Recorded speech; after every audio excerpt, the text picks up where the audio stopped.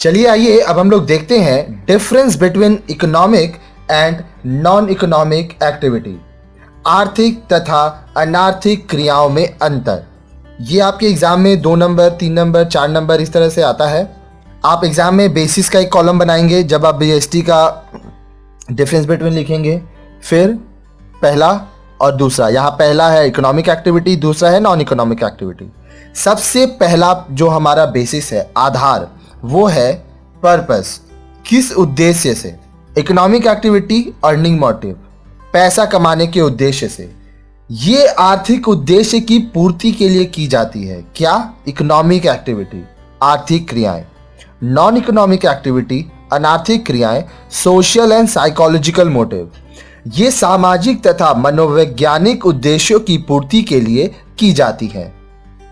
दूसरा आधार हुआ हमारा आउटकम, लाभ। इससे आएगा क्या?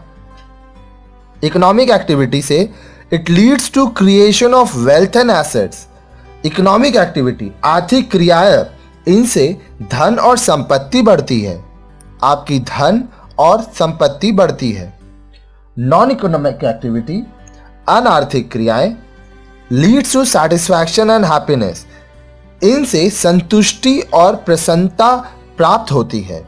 तीसरा एक्सपेक्टेशन, अपेक्षा। Economic activities people expect profits और मनी इनकम। लोग इनसे लाभ या धन की आशा करते हैं, क्योंकि आप इकोनॉमिक एक्टिविटी में क्या करते हो? पैसा कमाने जाते हो, तो आप क्या सोचोगे कि आपका लाभ हो और आप पैसा कमाओ। नॉन इकोनॉमिक एक्टिविटी में अनार्थिक क्रिया, पीपल डोंट एक्सपेक्ट प्रॉफिट्स और मनी इनकम। देखिए यहाँ पे तो आपको सेटिस्फैक्शन चाहिए, हैप्पीनेस चाहिए, तो यहाँ पे आप पैसा कमा ही नहीं रहे हो, इसलिए लोग इनसे लाभ या धन की आशा नहीं रख करते। चौथा कंसिडरेशन, प्रतिफल। Economic activity they are guided by rational consideration as they involve the use of scarce economic resources such as land, labor, capital, etc.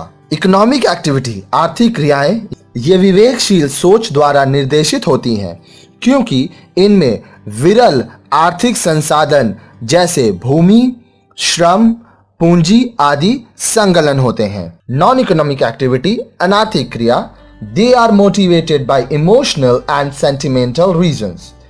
No economic consideration is involved. ये भावनात्मक कारणों से अभिप्रेरित होती हैं, कोई आर्थिक प्रतिफल संलग्न नहीं होता। आप अगर चाहें तो और भी बहुत सारे पॉइंट्स है, आप ऐड कर सकते हैं, आप डिफरेंट बुक्स का हेल्प भी ले सकते हैं।